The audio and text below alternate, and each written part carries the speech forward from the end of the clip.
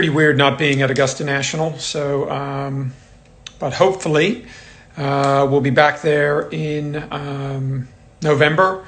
But yeah, it was pretty strange. I think everybody that was kind of fan of golf really missed being there. I figured we'd get a good look at some of the best caddies in the game. And who better to start with our man. See if we can get him in all the way from Scottsdale. There he is. Hey, what's up? Can you see me all right? I We gotta get can this angle right. get that angle right, bro. There There you you go. What's What's going on? up? What's up, Scotty? How are you? I'm bored. How are you? I'm not quite bored yet. Golf course is still open here, so we're Oh, getting to play come some golf. on. You know how I am. How's the So, game? How's the game work? Swing still getting super inside. yeah, that first move, So get that club behind me quick. Who else have you seen anybody else at the Rock? Whisper Rock, obviously, is where a guy like Joe Skovron is. Has Bones been out there practicing? Bones has been out there a bunch. Has he? And a lot of the guys that play for a living are out there, grinding a bit. So they've got it good that they can actually practice here. So I know a lot of places you can't. So Tour. I um, mean, Whisper Rock's Tour Central, isn't it? In um, Scottsdale. yeah, there's usually like somewhere between 10 to 15 tour pros out there, I believe, like Wow. year to year, like as far as guys that have their cards or whatever that are members. So What's yeah, the lowest round you shot during the quarantine? not very good. 74. 74. Come on. Oh, I can't play anymore, Claude. I'm dangerous and a member guest though. So I think a lot of people don't know that someone like you, the caddies for Rickie Fowler, I mean, you grew up playing and trying to play hmm professionally, wanting to be able. Who got you involved in golf? So my dad's, as you know, but many other people might not. My dad's a PGA pro, lifetime member of the PGA, ran golf courses his whole life. Now he still teaches at a driving range. So I grew up in a golf family. He didn't push me real young though, so I kind of got into it like 8, 9-ish, not like 4, 5, 6. So he waited Ryan a little Walker while. says you've got a smooth putting stroke. I wish it made more putts. Wish it looked like my boss's. So I mean, what were you like as a junior golfer? Were you good? I like not being that guy, but I was actually like a really good junior golfer, kind of 12, like from 10, 11, and then really when I was like 12, 13, like finished sixth at Junior World and Who won a bunch who of tournaments. who And won Junior World the year you finished sixth? his name was Michael Hastings. I think he ended up playing at Notre Dame, and I don't know what happened to him after that. So, but that year it was like Byron Smith and trying to think other guys that kind of made it. But I was a year behind. I was a year or two behind, like Immelman and Boyd Summerhays and all those guys. Yeah. Those guys were kind of like the guys. Those were the guys winning Junior World and doing everything at that time. So Shout out to my man Yodster watching in the UK. So how good did you get? I mean, you tried to play professionally, right? yeah, so I got pretty good, and then I kind of leveled out, and then I had my years. I mean, I was a 2-time D3 All-American, so I could play a little bit. And then probably wasn't good enough to really turn pro. If like you looking back and seeing these guys now, like I probably never had a chance to become one of these guys. But I was Have you good ever enough that I have you thought I ever should give told it a a shot. girl at a bar at the bevy that you were a 3-time or 2-time D3 No, All-American? I never bring that up unless somebody asks. I only bring that up with my buddies when they start giving me a hard time about how bad my game is, and then I And say, you "But go, look, I was a D3 hey, All-American. yeah, like come on here." What kind of player were you? What was your game like? I was kind of like just a control guy. I never really hit it really far. Got really good with like wedges when I was in college. Did a lot of the Pels stuff and just sat on the range and knew when I was going to hit 80, 90, 100 yards and just kind of plodded around. I was like a poor man's Nick Faldo, I guess. So, but I was never like a bomber or anything, I just kind of plodded my way around. And I was like, Were I you was like a big time grinder. Like I could hit 2 shanks and shoot 70, that kind of guy. did So, you were you a big mechanics guy or did you like to un- play more? unfortunately, if I look back like at where I went wrong, I got away from just like the simple stuff that my dad and I did growing up, and I started like going down the rabbit hole of changing teachers. And that's one big thing I would say, and I think you would probably agree with me, for guys that are trying to come up playing. I think the mistake you make, like I'll use Brendan Steele as an example. So I grew up with Brendan Steele, and he's like 2 years younger than me, I believe, year and a half, 2 years younger than me. And he just progressively got better and better and better because he stuck with the same instructor. He knew what he was working on, and he was making his golf swing the best it could be. And he became a phenomenal ball striker that, and he's now won 3 PGA Tour events. And he now has a different coach now, but until he got to the tour, he had the same guy the whole time. And he's never tried to change that motion. He just tried to refine it. Whereas I went searching, and sometimes you can get, I think, like, you can get good information from a lot of different people, but maybe the information doesn't match up. Does that make sense? Yeah, for sure. And then you start searching, and then your body doesn't really know what to go back to. Like, I don't really like have something I can just go back to now. I'm like, always like, okay, well, if I got the club here, I got to do this and do that. So I can hit it anywhere on any day. You know what I mean? So I was talking to Trevor Immelman the other day. We did one of these things, and I was asking him who was the best junior golfer that he played with. And he's always talked about when he was a junior, Ryuji Yamada was like all world. Okay. Yeah. Yeah. Who was the all world? Like, who was your idol when you were like 13, 14 in the junior circuit that you were just like, whoa? So Boyd Summerhays was really good. And then you would get the international guys who would come over that I'd only see once or twice a year. But I got to play with Adam Scott in a tournament that we had in my hometown. I mean, he was awfully good. The next year I played with Andrew Buckle, and a lot of people might not remember know Andrew Buckle? He was really good. I remember Brendan Steele and I played with him in a tournament, and we looked at each other after, and we were like, that's the best golfer we've ever seen. I mean, he was – and Baddeley would come over and play Junior World, and he bombed it, and he was really good. And then in the States, like, I played against David O., James O was legit. Yeah, so those guys were kind of like the guys. Yeah. Did you ever think that you wanted to go and be like a D1 player? Did you look at any schools? I went to UC Santa Barbara on a partial scholarship, so smaller D1, and then I left after a year. And the reason I left was because I was gonna go. I played football in high school, and I wanted to go somewhere and play both sports because I got kind of like D2, D3 looks. So I found this D3 What position did you play? I played quarterback. So, I can see Scobby going up to the line and calling the audibles. So I was like, hey, I'm going to go find somewhere I can play both sports. Found my coach at Laverne, Rex Higgins, awesome guy. And he was the longtime football coach and golf coach and had transitioned out of football. And he said, hey, you can play both here. So I signed up to go there and play both. And then that summer I had a good summer of golf. And I said, forget it. I'm just going to play golf, and didn't play football, which was probably a good decision. I probably would have just been a bench warmer, but I think you've made a little more money caddying than you would have made as a quarterback. You think so? You mean 6 foot 165 doesn't make it at quarterback? So what have you missed most about not being out on tour? What's been the hardest thing, and what do you miss the most? Definitely Augusta. I mean, that's my favorite week every year. But I'm also the person that's like, we knew we weren't doing it, and you know what? Hopefully we're going to get to do it in November. So I just kind of look at the positives of everything. Like, hey, we got a chance to go there twice in that short period of time. So I'm looking forward to it, and just deal with it however you can. I mean, there's so many people that are dealing with a lot more than I am. So I'm not really worried about it. Yeah. Golf is kind of, on the sidelines now as it should be, because there's more stuff going on. But I just miss being around the circus and all the people that we're around every week. I mean, it's, you see the same people, and, I miss that. Yeah. I mean, I think that's the underrated thing, is like the guys and the relationships and, the jokes. And like, if I see you, you've got a story for me or whatever. And you're like, hey, come here. And we catch up on a story. So, it's always fun. So switching to your real job, tell us how you got started caddying. How did you meet Slick Rick? So I'll try to make this story kind of condensed and shorter. But basically, we grew up in the same hometown. I'm 8 years older.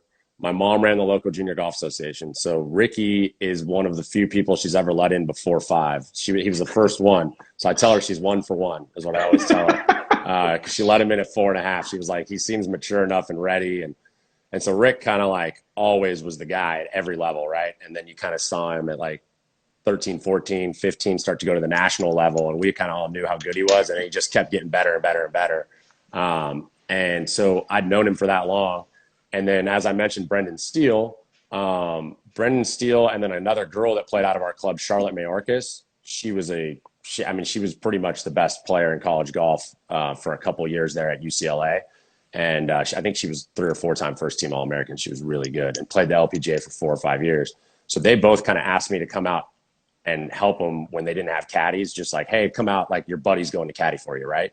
So I did like 8 LPGA events for her over a 2-year span. And then I did probably 15 events for Steely. And that stemmed from us rooming together on mini tours and me missing cuts and going and caddying for him the last round. So Rick knew I had done that. And when he was looking for a caddy, he asked me to come out. Ohio State golf course, they host that Columbus event. And it used to be in the summer before it was a playoff event on the web. And all the All-Americans got in. So that was my first time I ever caddied for him. And he actually bogeyed the 72nd hole to go into a playoff with Derek Lamley, and then we lost in the playoff. So he almost won as an amateur. Almost won as an amateur, so it went really well. And then he said, hey, I was coaching college golf at the time. And he said, I was coaching D3 college golf, so it wasn't really a big paying job. And he said, hey, do you want to come out in the fall, come caddy the USAM, and then come out in the fall when I turn pro? And I said, sure. Didn't have his card or anything. I didn't know how long it was going to last, and I'm still here. So when you started caddying and went from playing to caddying, what did you like about it that's obviously made you one of the best, but also made you think, I want to choose this as a career? So I think I'd never thought about it being a career before he asked me. It was always just like, hey, caddying for your buddies and it's fun and I'm going to do something else. But, I'm involved in golf and it's fun to go out for a couple of weeks. But one, I'm more like a coach mindset mentality. That's why I was coaching golf and, playing quarterback. And I was always the guy that was in the coach's office and talking to him about stuff. Same thing with golf, like helping with the plan, with the practice and getting everybody out there and motivated and everything. So it's just kind of my personality. And then the fact that I'd played a lot of competitive golf, I thought that was an advantage caddying. And then once I learned what went into caddying, I was able to apply all that stuff. And then, Rick's really good. So that helps a lot. And it just went from there. So. Okay. We're going to got a couple of questions. First one from my dad, but she wants to know, what's the worst you've ever been yelled at by a player, and who was the player and what was the situation? So I don't think I've ever been yelled at by a player that I didn't work for, to be honest. If I have, I don't remember it. I mean, Rick and I kind of get along with most people out there. I kind of just go about my business and do my thing. So I don't think I've ever gotten into it with anybody. So Rickie hasn't gotten it. So Rick and I have gotten into it for sure. It's just going to happen. You know what I mean? Like I've gotten frustrated with him. He's gotten frustrated with me. You spend all those time together. You're competitive. I've screwed up and he's gotten frustrated with me, or, he's gotten frustrated with me and I've gotten frustrated with him. So stuff's happened. We've had a couple times where I was like, man, I better text him tonight and make sure everything's all right. So, but that's just part of it. If you didn't have that, then you're probably not competitive enough. Right. So. Yeah. Everyone knows the obvious things of being a caddy. And I think there's the physical part of it. We had a bunch of people ask me, how heavy is the bag to carry for 18 holes?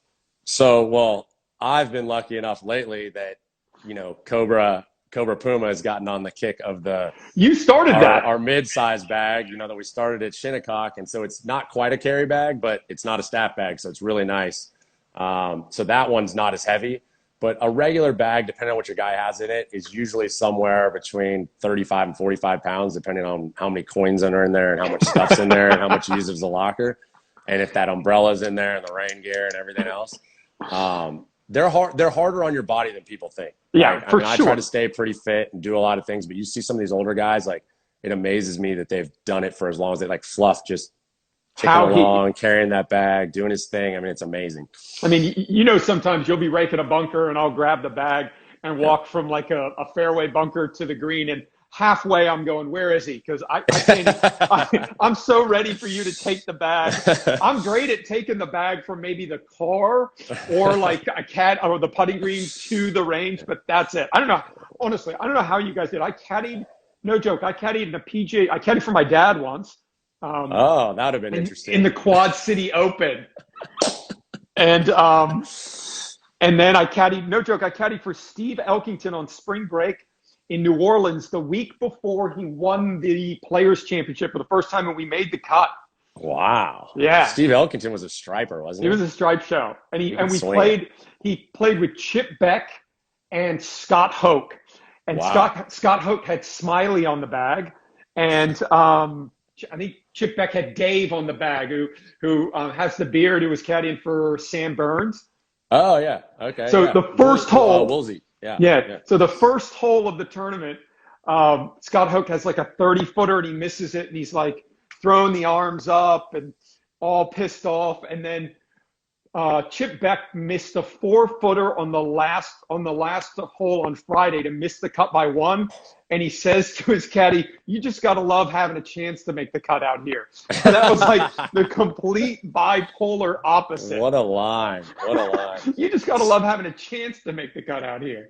Scott Hoke's like one of the more underrated iron players of all time. For sure. That guy flushed it. Yeah, he could hit it close. So obviously, so my point being, everybody knows that there's a physical part to carrying the bag, and there's the joke is in caddying, show up, keep up, and shut up. But what do you think is, like, as a player, when you look at a player and he thinks, okay, he gets done with a round of golf and he goes, oh, okay, well, I did that really well today. Other than the physical part of carrying.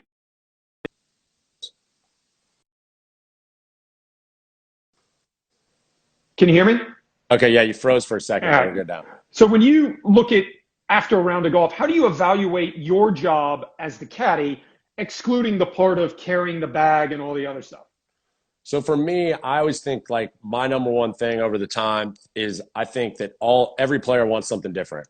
So I think my job is to make them as comfortable as possible to hit every shot. So if that's me giving them a yardage in the wind and then just stepping off, or if that's him asking me if it's 7 or 8 iron, or if it's me just shutting up before certain shots, or if it's me getting involved and like really giving my opinion on something, whatever's going to make him the most comfortable to hit the shot. And then I just try to make sure I go through my same process all the time, that I'm doing the same thing, that I'm prepared, that I'm giving him the information he wants, and that when he's asking my opinion, that I'm decisive, and whether I'm wrong or right, it's an opinion, and then he's ultimately going to make the decision from there, right? Or if like we hit it in trouble, me just trying to, if I don't give him every option and scenario, then I didn't do my job. And then he picks the option or scenario he wants to go with. But if he wasn't thinking about chipping out and I didn't point it out, and then he tries this shot and he goes, well, I didn't even think about, chipping out and hitting a wedge close to that pin, then I didn't do my job, right? Or if I didn't say, hey, well, we could play it over here, we could do this. But a lot of our stuff with Rickie and I personally, as you know, is we get a lot of the strategy stuff off the tee done before the week starts. So we kind of know what areas we're hitting it to on every hole. And that club might change depending on wind and things, but we know like we're playing this hole this way before the week, rather than getting up there and getting in an argument or a disagreement about whether it's a driver or a 3-wood, right? We kind of know how we're going to play the hole. Yeah, so. And I think if you look at when Rickie won last year in Phoenix, I mean, that's got to be one of the craziest rounds of golf that I think you guys have probably gone through, and you've probably gone through in your career, because one, the setting to where he'd been so close there before, all the people, just the kind of the way the tournament is and the history you guys had there. Talk us through how you guys managed with that crazy, crazy stuff that happened to just find a way to get the job done. Yeah, well, I think the thing that a lot of people forget is, I mean, he played probably the best golf he's ever played over 3 days. I mean, it was unbelievable, how well he played those first 3 days. And then the last round, the weather was completely different. Course played way longer. The ball can start going so far there when it's warm, and all of a sudden it was kind of rainy and cold. Ball wasn't going, and that golf course is way longer than people think when the ball's not going. And we had kind of a crazy front nine. Hit kind of an odd shot on 3 of the par 5 and had to play it off the cart path, and then made a double on 5. And we had talked about, like, we got through the 9, and we always talk about that in 54 holes, you're going to have a struggle 9 holes, right? Like, they're just going to be 9 holes, no matter how good you're playing, that you kind of got to get through it. And I looked at him, I said, hey, we got through the 9 holes, let's go. And then he goes and birdies 10, and I don't know, the lead's 5 or 6 or whatever it is. And then we play the shot that we were trying to play from the right rough on 11. Hey, you got to keep it short of that hole. Just chase it up there. Well, it had started raining and the ball got wet. And so when he hit that chip, it skidded. He always hits chips with so much nip. He's so good at that shot. And that ball just skidded on him and went. And then you had the crazy drop and everything else. I just got to the next tee and just tried to go through our same process, do everything, and then we bogeyed 12 as well. So now it's like, you know, just kind of slipping away, right? And he pipes it down 13, hits this great tee shot, and then we had to make like a 5 or 6 footer for par on this par 5 after he'd piped a tee shot and had, you know, 3 or 4 iron in. So it was kind of wild. And then he looked at me on the way to 14 and said, I'm going to roll this in. And it was like 50 feet. And he almost did. I mean, I don't know how the putt didn't go in.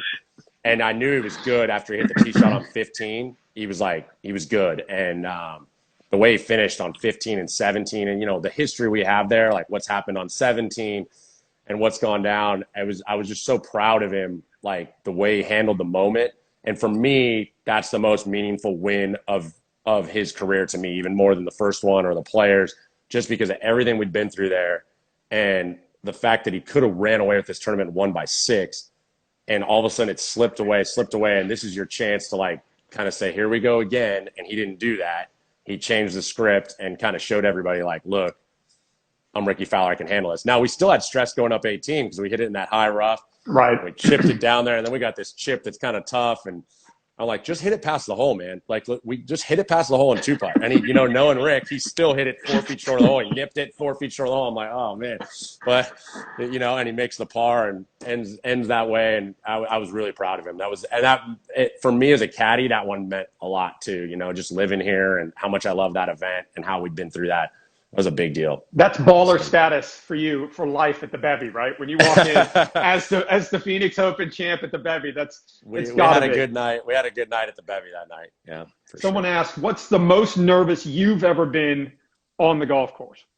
So I've been asked this question, and I'm sure you get asked. I think early on I would get some nerves, but you know, Bones put this really well one time when somebody asked him. He said, look, I'm a caddy. I don't hit shots. Like, I get excited, but I don't get nervous. So I think, like, as far as being nervous, you have your moments, like, where you're calling them off a club or something like that. And I would say probably if I had to pick, the most nervous I've ever been was at Quail Hollow because I called him off the club.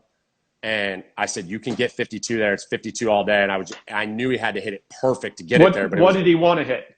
So we were in between wedge and 52. And so wedge goes just past the hole. It's the safe shot. That's a front left pin. He misses 52, and it's got a chance of going in that water or being short right, you know, depending on what kind of a miss he hits.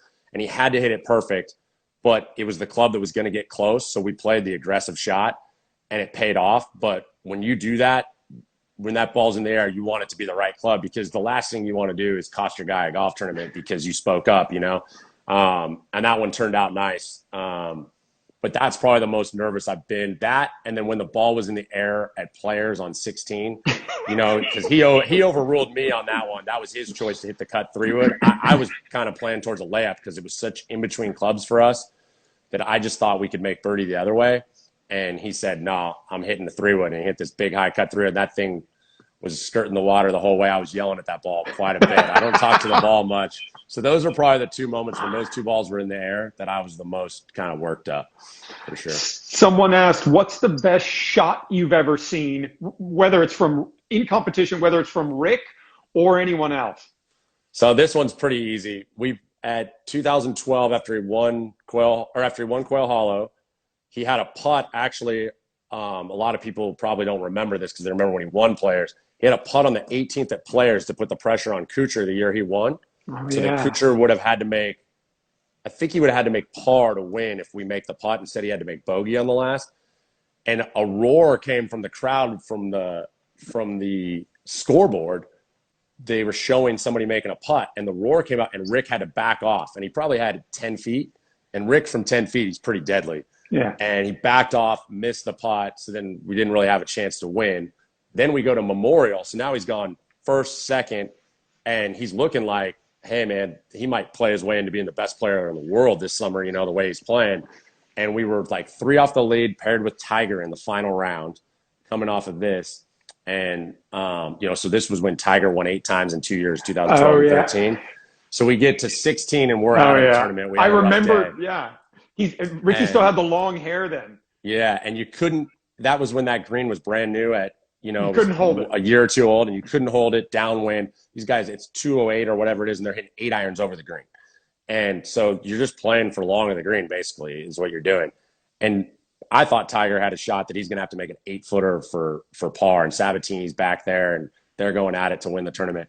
And Tiger, as soon as he hit it, I said, wow, that was a good shot. But I didn't think it would go in. And then he makes it, and the place just erupts. And that's the single greatest shot I've ever seen. It was so Tiger. It was just like Rickie and I just looked at each other and laughed and shook our heads like we got to experience full-on Tiger, you know? So it was awesome. Obviously, a lot of questions about Rickie. I mean, what do you think is the best part of his game? I would say the putter. I mean, he rolls it. I mean, you have so many caddies and players come up to you and just say, like, the way your guy rolls it is unbelievable. And they watch the best all the time. So I would say the putter, but he's a really good driver of the ball too. So as you know, like the stats probably don't show it because he's not an elite long guy. So therefore the strokes gain stat doesn't show it enough. But if you look at length and control over the driver, how he doesn't hit it way off line a lot, he drives it pretty good too. So how much is the difference between Caddy and the Ryder Cups and the President's Cup versus day in and day out stuff that you do on the PGA Tour? The intensity is totally different. You know, the team atmosphere is different. And then just the intensity of the crowd, the intensity of the matches. I think there's so much definitive on every hole, every putts to win a hole, tie a hole, whatever, rather than just playing 72 holes of stroke play and being patient and just saying, hey, things are going to come and go. It's like you have every 6 footers to tie a hole or win a hole, right? So there's so much more on it and that pressure. And I just think like when we played with Jimmy Walker that year, when Tom Watson was the captain at Glen Eagles, and he sent us out 4 times, like I just remember Jimmy had to make so many big 5 and 6 footers for 3 rounds, that you get so mentally worn out that like by the middle of that 4th round, they were just so mentally worn out, and if you haven't played competitive golf, you don't really realize it. But you think about like rounds when you've played competitively and you have to grind. It's just a constant grind at the Ryder Cup. So I think just the mental stress for those guys is so much higher. For us, the job doesn't change a whole lot. You're doing the same thing. You're just managing. Now you've got 4 of you kind of doing it instead of 2 of you doing it. But other than that, it doesn't change a whole bunch for us on the course. But I think for the players, the mental stress is really high. Top Caddy Hall of Fame, top 5. Who's number 1 for you? Okay, so I don't know if I won't go in any particular order, but I got to go Bones, Stevie, Fluff, and then you probably have to put Angelo in there, right? Because he worked for Nicholas for all that time, and then I'll go Bruce Edwards. Ooh, I like that. Yeah, I like that. So that's who I'll go. If somebody wanted to be a caddy and said, listen, I really want to be a professional caddy, what would you tell them are the easiest parts of the job and the hardest parts of the job? So I think one of the hardest parts is getting yourself in a position that somebody's going to hire you, right? I mean, there's a lot of luck involved with that. There's a lot of, so I always tell people, like, the more competitive golf you've played, the more you give yourself an opportunity for that, because maybe somebody like Brendan, I roomed with Brendan and he ended up, making it this far. And then I happened to know Rickie. And so like that all kind of fit together for me to do what I'm doing, and they knew I had played competitively. So I think the hardest part is probably getting out there. Right. And then some people, like for me, the travel isn't that hard, but some people that's really hard on them. If you have a family and wife and kids, the travel can be really hard. So that's not an easy part. The easiest part of the job is when your guy's playing good, like just to ride it and have fun and your guy's playing well. And on the golf course, the hardest part is when your guy's struggling, saying the right thing, keeping them positive, going through those stretches that, I've been lucky enough to work for a guy that doesn't really go through really bad stretches. His bad stretches are still pretty good. He's not ever fighting to get his card back or anything like that. But, for the guys that work for guys that are trying to get their card and make cuts every week, it can be tough, so it all depends on who you work for. It's just like players, like, the guys that are the top 10 players in the world are living a pretty good life. And then the guys that are in that 125 to 150 category, they're trying to make a living every year. Yeah, it's a good living, but they're grinding hard to make a living, Well, I appreciate you talking to us. I miss seeing you. And if this caddy gig doesn't work out, that Blink 182 cover band's always looking for. If only I could sing. You know what? When I sent you that picture last night, I didn't realize They're from San Diego too. Yeah, they're from Rancho Bernardo, where I'm from. Originally. No way. Yeah. 182 RB. Yep. All Hey, right. Well, tell Rickie Elliott I said what's up. He's the best. what's your favorite Rickie Elliott story? My favorite Rickie Elliott story, Hazeltine. After we win the Ryder Cup, we're at the ceremony, and all of his European caddy buddies are over there staring at him, and he has his hand over his heart singing the national anthem for the U.S., and I thought it was the greatest thing ever. It was awesome. All right. Well, stay safe. Hopefully we'll be seeing you soon. All right. See you, Claude. All right, Thanks. Scotty. Bye. That was great. One of the best